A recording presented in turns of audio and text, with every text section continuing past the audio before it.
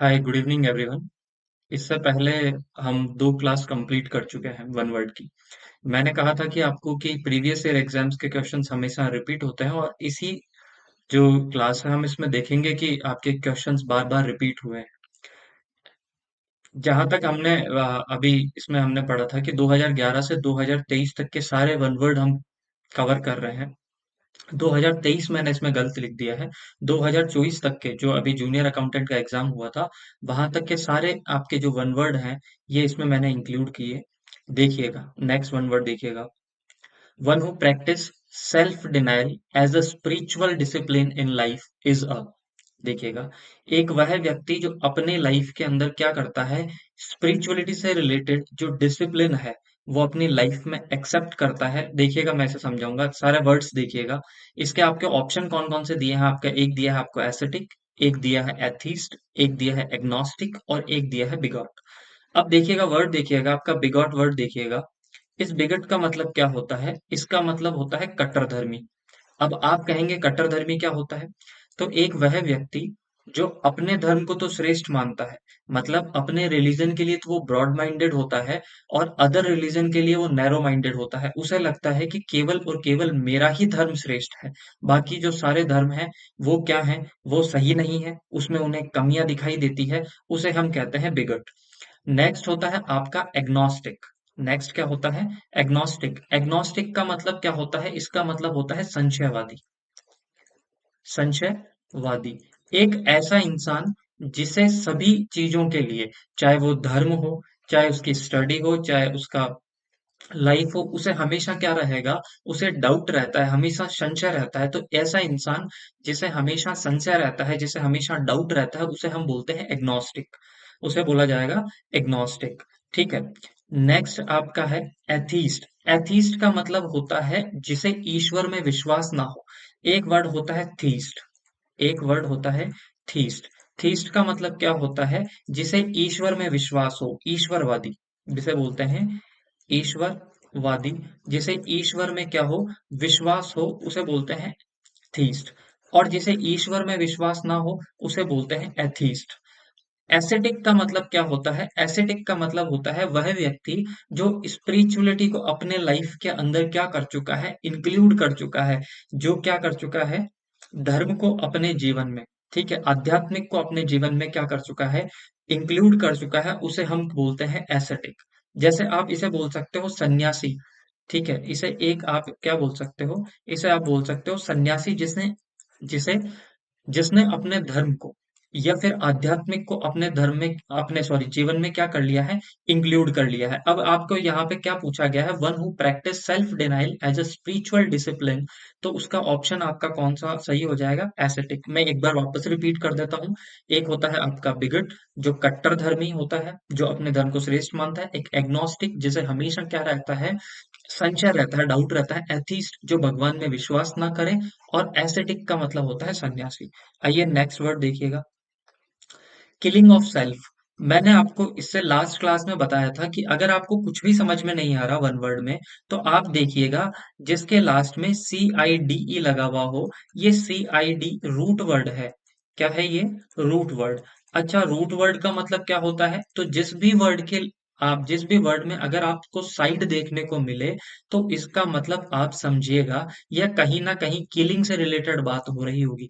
कहीं ना कहीं किससे रिलेटेड बात हो रही होगी? आपके हत्या से रिलेटेड बात हो रही होगी। अब देखिएगा, आपको क्वेश्चन में क्या पूछा था, किलिंग ऑफ सेल्फ, खुद की हत्या करने को क्या बोलते हैं? देखो, मर्डर, मर्डर किसी से भी रिलेटेड हो सकता है। अगर आपने अपनी हत्या की है, मर्डर, किसी दूसरे की हत्या की है, वो भी मर्डर। किलर, किलर का मतलब होता है मारने वाला। ठीक है, किलर का मतलब होता है मारने वाला या फिर कम करने वाला। जैसे हमने बोला पेन किलर, जो आपके पेन को, आपके दर्द को कम कर देता है, उसे हम बोलते हैं पेन किलर। ठीक है, तो किलर का मतलब दो हो गया, मारने वाला या कम करने वाला। सेल्फ किलर ऐसा कोई वर्ड नहीं होता, सेल्फ किलर। अब बचा सुसाइड। अभी मैंने क्या कहा था, साइड का मतलब होता है हत्या, और सुइसाइड का मतलब होता है खुद की हत्या। जैसे एग्जाम्पल के तौर पे मैं आपको बताऊं, मैंने कहा रेजिसाइड, मैंने आपको वर्ड बताया रेजिसाइड।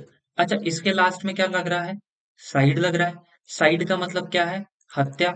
और रेजिसाइड का मतलब क्या है? रेजिसा आप आर से याद रखिएगा, राजा। राजा की हत्या को हम क्या कहेंगे?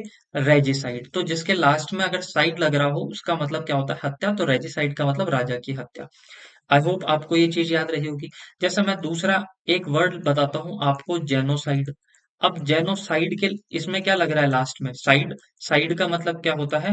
हत्या। साइड का मतलब क्या होता है? हत्या। और जेनोसाइड का मतलब क्या होता है? राज्य, सॉरी, जनसमूह की हत्या। जब आप बहुत सारे लोगों को एक साथ मारते हैं उसे क्या कहा जाता है? जेनोसाइड। आई होप आपको ये वर्ड समझ में आया होगा। नेक्स्ट वर्ड हम देखते हैं। देखिएगा, science of heavenly bodies such as the sun, moon, stars and planet is. देखो, यहाँ पे आपको क्या पूछा गया है? Science of heavenly bodies. Heavenly bodies, heaven का मतलब होता है स्वर्ग। अच्छा, स्वर्ग में क्या है? कौन कौन से होते हैं? स्वर्ग में आपके सन भी होगा, मून होगा, सैटर्न होगा, मार्स होगा, वीनस होगा। ये सारे के सारे ये आपके क्या हैं? ये सारे के सारे बॉडीज। अब मैं आपको सिंपल लैंग्वेज में समझाता हूँ। पृथ्वी से बाहर के जितने भी ग्रह हैं उसे आप बोलते हैं हेवनली बॉडीज। जैसे मैंने कहा मंगल ग्रह, जैसे मैंने आपसे कहा सूर्य, जैसे मैंने आपसे कहा शुक्र ग्रह, ये सारे बुध ग्रह, ये सारे के सारे हैं हेवनली बॉडीज। अब समझिएगा, इसमें वर्ड, पहला वर्ड देखिएगा आप, एस्ट्रोलॉजी। वर्ड क्या है? एस्ट्रोलॉजी। अब एस्ट्रोलॉजी दो वर्ड से मिलके बना है, मैं इसको आपको बताता हूँ। एक वर्ड है आपका एस्ट्रो, और एक वर्ड है लॉजी। अब आप मेरी बात समझिएगा। लॉजी का मतलब होता है स्टडी। लॉजी का मतलब क्या होता है? स्टडी, किसी चीज को पढ़ना, किसके बारे में? अध्ययन करना। ठीक है। एस्ट्रो का मतलब होता है ज्योतिष। एस्ट्रो का मतलब क्या होगा आपका? ज्योतिष। ठीक है। एस्ट्रो का मतलब होता है ज्योतिष। जब आप ज्योतिषी के बारे में पढ़ रहे हो तो उसे बोला जाता है एस्ट्रोलॉजी। चीज समझ में आई? हाँ या ना? अब एस्ट्रोलॉजी के अंदर क्या होता है मैं आपको फिर से बताता हूँ। एस्ट्रोलॉजी के अंदर क्या होता है? जितने भी आपके ग्रह हैं, चाहे वो आपका सूर्य हो, चाहे आपका चंद्रमा हो, चाहे आपका मंगल हो, चाहे बुध हो, चाहे शुक्र हो, इन सब का आपके जीवन पे क्या प्रभाव पड़ रहा है, आपकी लाइफ पे क्या इम्पैक्ट पड़ रहा है, इसको हम पढ़ते हैं एस्ट्रोलॉजी के अंदर। तो एस्ट्रो का मतलब ज्योतिष और लॉजी का मतलब हो गया स्टडी। आप कहेंगे सर एक एग्जांपल और दीजिए, तो मैं फिर आपको बताता हूँ। मैंने वर्ड बोल दिया बायो, और उसके साथ में हम मैंने बोल दिया लॉजी। तो बायोलॉजी के अंदर हम क्या पढ़ते हैं? बायो के अंदर पढ़ते हैं हम ह्यूमन के बारे में। ठीक है। और लॉजिक का मतलब होता है स्टडी। जब हम किसके बारे में? इंसानों के बारे में, इनके बारे में पढ़ते हैं तो हम पढ़ते हैं बायोलॉजी। वैसे ही हम पढ़ते हैं जूलॉजी। ठीक है। जू का मतलब जानवर से याद रखिएगा आप। ठीक है, जानवर से। और लॉजी का मतलब होता है स्टडी। तो जूलॉजी का मतलब क्या हो गया? जब जानवरों की स्टडी की जाती है तो हम उसे बोलते हैं जूलॉजी। फिर नेक्स्ट वर्ड देखिएगा, एग्रोनोमी। ठीक है। एग्रो को आप याद रखिएगा एग्रीकल्चर से, और नोमी का मतलब होता है एक तरीके से स्टडी करना, रिसर्च करना। तो एग्रोनोमी का मतलब क्या हो गया? जब आप एग्रीकल्चर के लिए क्या कर रहे हैं, जब आप कृषि के लिए क्या कर रहे हैं, स्टडी कर रहे हैं, तो उसे आप एग्रोनॉमी के, मैं इसे सिंपल से लैंग्वेज में आपके लिए लिख देता हूँ, कृषि विज्ञान। ठीक है। फिर होता है आपका एस्ट्रोनॉमी। देखो यहाँ पे भी वर्ड आया एस्ट्रो, और यहाँ पे भी वर्ड आया एस्ट्रो। यहाँ पे आया है लास्ट में लॉजी ऊपर वाले में, और ऑप्शन सी में आया है नोमी। देखो मैंने क्या कहा, नोमी में एक तरीके से आप स्टडी के तौर पे याद कर सकते हो। जब मैंने क्या कहा, एस्ट्रो का, एस्ट्रोनॉमी का मतलब क्या होता है? एस्ट्रोनॉमी का मतलब होता है जितने भी आपके पृथ्वी से बाहर के ग्रह हैं, इनके बारे में आप स्टडी करते हो, इनके बारे में अध्ययन करते हो, वो आते हैं एस्ट्रोनॉमी के अंदर। ठीक है। और एंड्रोलॉजी के अंदर क्या हो जाता है? एंड्रो का मतलब होता है आपके रिलेटेड मेल से। ठीक है। ठीक है, एंड्रोलॉजी, और लॉजी का मतलब हो गया स्टडी। जब आप मोस्टली इसका जो यूज किया जाता है वो किया जाता है, एंड्रोलॉजी का जो यूज किया जाता है, जो मेल है, जो आपके इंसान है, आदमी की बात कर रहा हूं मैं, आदमी के मूत्र से रिलेटेड, आदमी के यूरिन से रिलेटेड अगर कोई प्रॉब्लम होती है तो जो उसका स्टडी की जाती है वो की जाती है आपके एंड्रोलॉजी के अंदर। आई होप आपको चीजें समझ में आई होगी। फिर से मैं आपको क्लियर कर देता हूँ। एस्ट्रोलॉजी का मतलब होता है जितने भी बाहर के आपके ग्रह हैं, मंगल, बुध, इनका आपके जीवन के अंदर, जीवन पे क्या प्रभाव पड़ रहा है, उसका जो हम अध्ययन करते हैं वो करते हैं एस्ट्रोलॉजी के अंदर। ठीक है। और एस्ट्रोनॉमी के अंदर क्या करते हैं, जितने भी आपके बाहर के प्लैनेट्स हैं, चाहे आपके मार्स हो, जुपिटर हो, इनके बारे में हम स्टडी करते हैं, वो करते हैं एस्ट्रोनॉमी के अंदर। अब आपसे क्या पूछा है, science of heavenly bodies such as the sun, moon, stars and planet is called astronomy. इसका ऑप्शन कौन सा सही हो जाएगा आपका, एस्ट्रोनॉमी। आई होप आपको ये चीज समझ में आई होगी। फिर नेक्स्ट देखिएगा, one word substitute for one who collect stamp. Collects का मतलब होता है इकट्ठा करना। वन हु, एक वह व्यक्ति जो आपके स्टैम्प को कलेक्ट करता है, स्टैम्प को कलेक्ट करता है, उसे क्या कहा जाता है। ठीक है। अब आपको ऑप्शन क्या दिए गए हैं, एक दिया गया है स्टैम्पिस्ट, ऑप्शन सी बी दिया गया है शॉनवस्ट, सी दिया गया है फिलेटलिस्ट, और ऑप्शन दिया गया है आपका एल्डियोरिस्ट। अब देखिएगा, स्टैम्पिस्ट नाम का कोई वर्ड नहीं होता। स्टैम्पिस्ट आप कुछ भी बना दिया, स्टैम्पिस्ट कुछ भी नहीं होता। शॉन वेस्ट क्या होता है, शॉन वेस्ट होता है जो अपने आप को श्रेष्ठ समझता है। शॉन वेस्ट अपने आप को क्या समझता है, अपने आप को श्रेष्ठ समझने वाला, अपने आप को श्रेष्ठ जो समझता है, श्रेष्ठ समझने वाला। ठीक है, समझने वाला।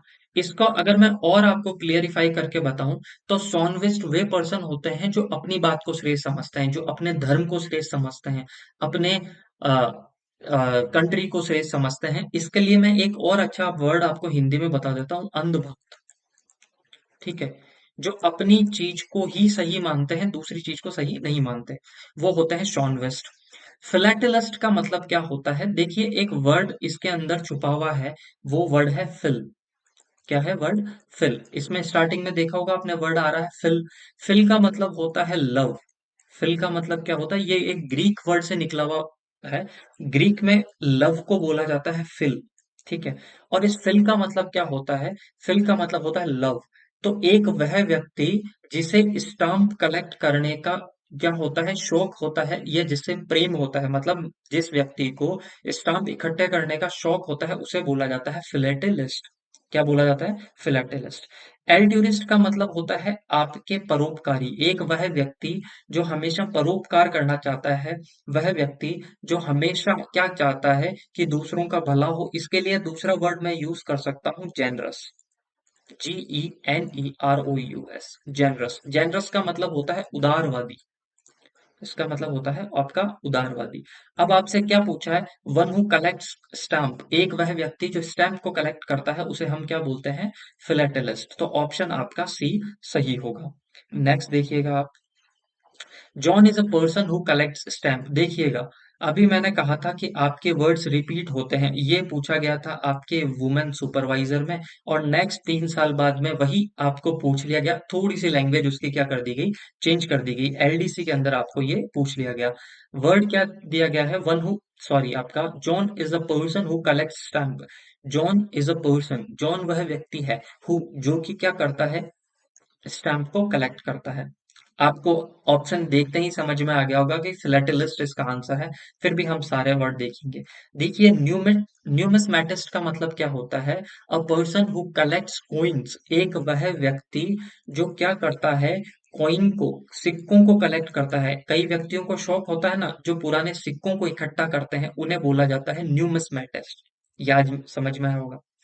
अब देखिएगा, इसमें वर्ड आ रहा है फिल, और इससे पहले हमने पढ़ा था, फिल का मतलब होता है लव।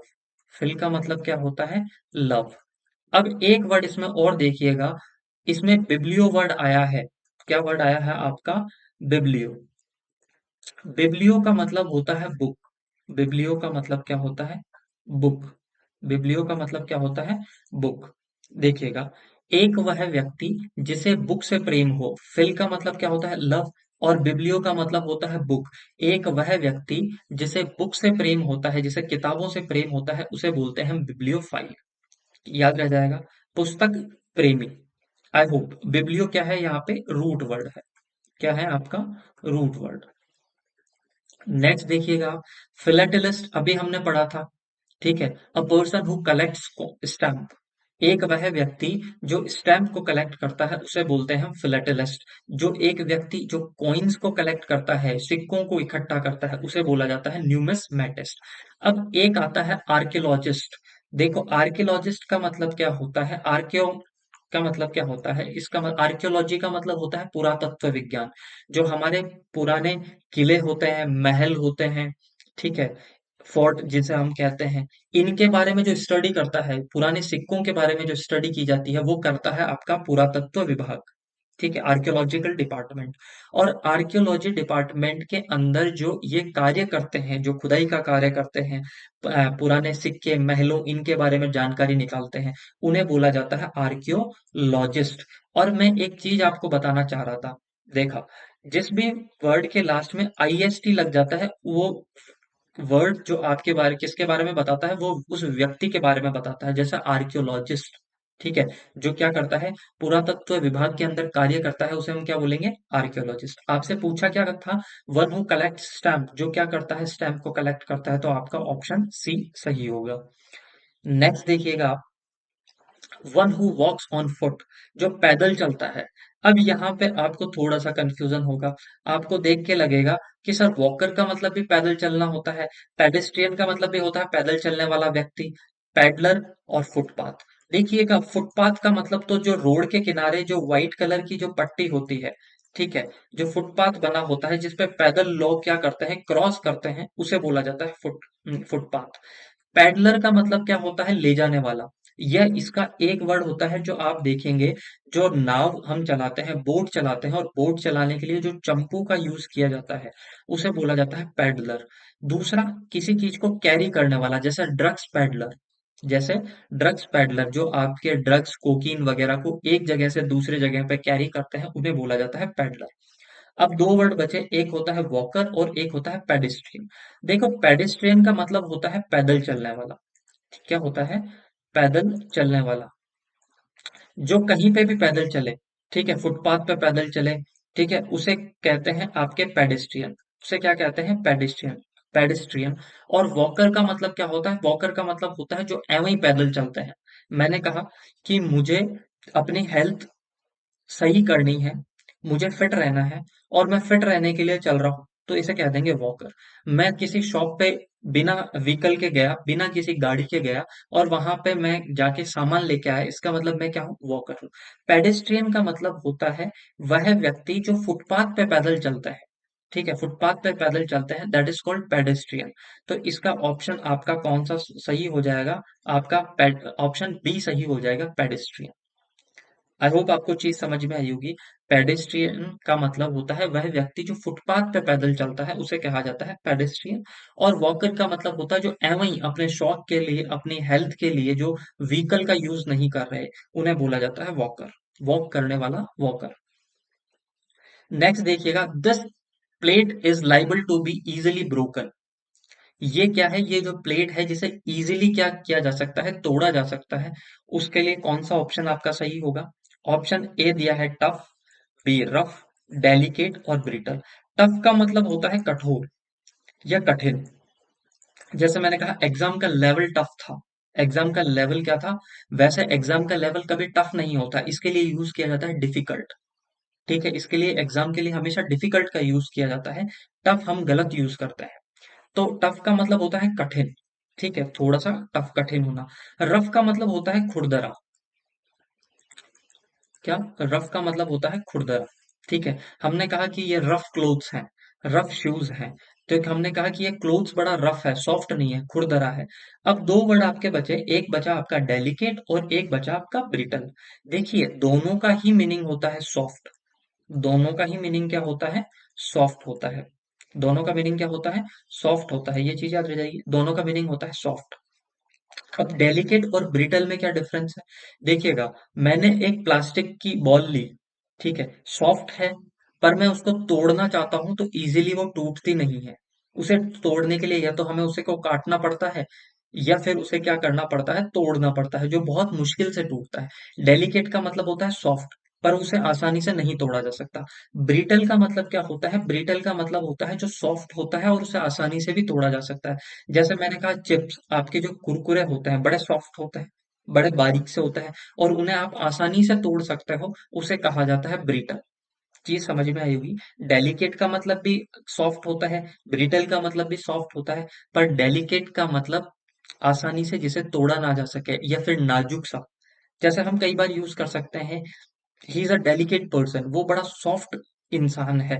तो इंसान के लिए अब क्या आप इंसान को तोड़ोगे थोड़े ना। ठीक है। तो ब्रिटल का मतलब होता है जिसे आसानी से तोड़ा जा सके, सॉफ्ट भी है और जिसे आसानी से तोड़ा जा सके। नेक्स्ट देखिएगा word, the study of human behaviour and society. किसकी? ह्यूमन बिहेवियर की, इंसानों के व्यवहार की और समाज की जब स्टडी की जाती है तो उसे क्या बोला जाता है? अब एक चीज आप समझिएगा, मैंने इससे पहले आपको बताया था कि जिस भी वर्ड के लास्ट में लॉजी लग जाता है सर, उसका मीनिंग होता है स्टडी, उसका मतलब होता है अध्ययन। उसका मतलब क्या होगा? अध्ययन। चीज समझ में आई आपको? तो एक चीज तो देखिएगा, आपकी जहां पर स्टडी से रिलेटेड बात की जा रही है और जिस भी वर्ड के लास्ट में आपका क्या नहीं आ रहा हो, आपका लॉजी नहीं आ रहा हो, मोस्ट प्रोबेबली 99% वो आपका ऑप्शन गलत होगा। तो मैं आपका ऑप्शन सी और ऑप्शन डी आपका गलत हो जाएगा। ठीक है, हालांकि हम इन ऑप्शन के बारे में पढ़ेंगे। पब्लिक एडमिनिस्ट्रेशन का मतलब क्या होता है? लोक प्रशासन। क्या होता है? लोक प्रशासन। पर लोक प्रशासन के लिए जिस सब्जेक्ट की हम स्टडी करते हैं उसे बोलते हैं हम पबेड। ठीक है। फिर दूसरा होता है हिस्ट्री। ठीक है, हिस्ट्री क्या हो गया आपका? इतिहास। ठीक है, इतिहास। तो आपको पूछा क्या जा रहा है? The study of human behaviour and society. किसके बारे में स्टडी करना? ह्यूमन बिहेवियर और सोसाइटी के बारे में स्टडी करना। फिर आपका वर्ड बचा है एंथ्रोपोलॉजी और एक बचा है आर्कियोलॉजी। ठीक है, एक वर्ड क्या बचा है आपका? आर्कियोलॉजी। देखिएगा, आर्कियोलॉजी का अंदर हमने पढ़ा था पुरातत्व। आर्कियो के बारे में हमने क्या पढ़ा था? पुरातत्व। ठीक है। और एक पुरातत्व, जब पुरातत्व के बारे में हम स्टडी की जाती है, पुरानी चीजों के बारे में, इमारतों के बारे में हम स्टडी करते हैं, वो किसके अंदर आता है? आपके आर्कियोलॉजी के अंदर। ठीक है। एंथ्रोपोलॉजी, एंथ्रो का मतलब होता है ह्यूमन, एंथ्रोपो का मतलब क्या होता है? ह्यूमन, मानव। और जब मानव के बारे में, लॉजी का मतलब क्या होता है? स्टडी। जब मानव के बारे में स्टडी की जाती है उसे हम किस नाम से जानते हैं? एंथ्रोपोलॉजी के बारे में जानते हैं। ठीक है, उसे किस नाम से जानते हैं? एंथ्रोपोलॉजी के नाम से जानते हैं। आई होप आपको चीज ये याद रही होगी। नेक्स्ट देखिएगा आप, his handwriting is not clear enough to be read. उसकी जो हैंड राइटिंग है, जो उसकी लिखावट है, हैंड राइटिंग का मतलब क्या होता है? लिखावट। इज नॉट क्लियर, जो क्या है? सही से क्लियर नहीं है। एनफ टू बी रीड, उसकी जो हैंड राइटिंग है वो इतनी क्लियर नहीं है कि उसे हम क्या कर सकें? पढ़ सकें। अब आपको ऑप्शन क्या दिया गया है? एक दिया गया है इलिटरेट, एक दिया गया है इलेजिबल, एक दिया गया है लेजिबल और एक दिया गया है इनफेलिबल। अब समझिएगा, लिटरेट, देखिएगा, लिटरेट, लिटरेट का मतलब क्या होता है? पढ़ा लिखा। लिटरेट का मतलब क्या होता है? पढ़ा लिखा। और जैसे ही मैंने इसके आगे लगा दिया इलिटरेट, इलिटरेट का मतलब होता है अनपढ़। समझ में आया आपको? इसमें ये दो वर्ड्स, इसमें जो इल है वो आपका क्या है? जो आपका इल है वो है आपका प्रीफिक्स।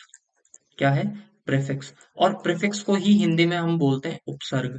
मैंने आपको पहले भी बताया था लास्ट क्लास में कि प्रीफिक्स का मतलब होता है जो किसी वर्ड के आगे लगकर उसके अर्थ में, उसके मीनिंग के अंदर क्या कर दे? डिफरेंस पैदा कर दे। ठीक है, उसे हम बोलते हैं प्रीफिक्स। उसे ही हम हिंदी में बोलते हैं उपसर्ग, जो किसी शब्द के आगे लगकर उसके अर्थ में परिवर्तन कर दे उसे हम उपसर्ग बोलते हैं। तो लिटरेट सर, आपका लिटरेट का मीनिंग होता है, लिटरेट का मतलब होता है पढ़ा लिखा और इलिटरेट का मतलब होता है अनपढ़। ठीक है। फिर दूसरा होता है आपके, एक वर्ड क्या है? आपका वर्ड देखिएगा लेजिबल। लेजिबल का मतलब होता है जिसे पढ़ा जा सके। क्या कर सके? जिसे पढ़ा जा सके। ठीक है, ऐसी चीज जिसे पढ़ा जा सके उसे क्या बोला जाता है? लेजिबल। फिर आपका होता है इनफेलिबल। इससे देखो, इनफेलिबल में इन आपका क्या है? इन आपका है प्रीफिक्स, उपसर्ग है। और दूसरा वर्ड क्या है आपका? फेलिबल। अब फेलिबल को आप कैसे याद रखेंगे? वो कभी फेल नहीं होता। वो कभी क्या नहीं होता, फेल नहीं होता। इसका मतलब वो क्या नहीं करता, कभी गलती नहीं करता। इनफैलिबल का मतलब होता है जो कभी गलती ना करे, जो कभी फेल ना हो, कभी गलती ना करे, उसे बोलते हैं हम इनफैलिबल। और फैलिबल का मतलब होता है जो कभी गलती करे। ठीक है, जो फेल हो फैलिबल, जो कभी फेल ना हो इनफैलिबल। और लेजिबल का मतलब होता है जिसे पढ़ा जा सके। तो इसके आगे मैंने सर लगा लिया इलेजिबल। इलेजिबल का मतलब होता है जिसे पढ़ा ना जा सके, जिसे पढ़ा ना जा सके। तो आपका कौन सा ऑप्शन सही हो जाएगा? आपका ऑप्शन सही हो जाएगा बी। इलेजिबल का मतलब होता है जिसे पढ़ा ना जा सके, ऐसी हैंडराइटिंग जिसे ना पढ़ा जा सके। यहाँ तक क्या सेशन हमारा खत्म हुआ? देखिएगा, प्रीवियस ईयर वर्ड को मैंने छोटे छोटे आपके सेशन के अंदर लिया है, जिससे पढ़ने में थोड़ा सा इंटरेस्टिंग लगे। और छोटे जो आपके वीडियोस होते हैं, तो हम आसानी से उनसे हम पढ़ सकते हैं, थोड़े टाइम में हम क्लियर करते हैं, तो हमें जो कॉन्फिडेंस हमारा रहता है बूस्ट। आपको ये क्लास कैसी लगी? और इसके पीछे काफ़ी मेहनत की गई है, तो ज़्यादा से ज़्यादा आप इसे शेयर कीजिए, लाइक कीजिए, सब्सक्राइब कीजिए। और कमेंट्स में ज़रूर बताइए, कमेंट्स में बताइए कि आपको ये सेशन कैसा लगा, क्या इम्प्रूवमेंट हम इसमें कर सकते हैं, वॉइस क्वालिटी कैसी है। तो आपके जो कमेंट्स के लिए मोस्ट वेलकम।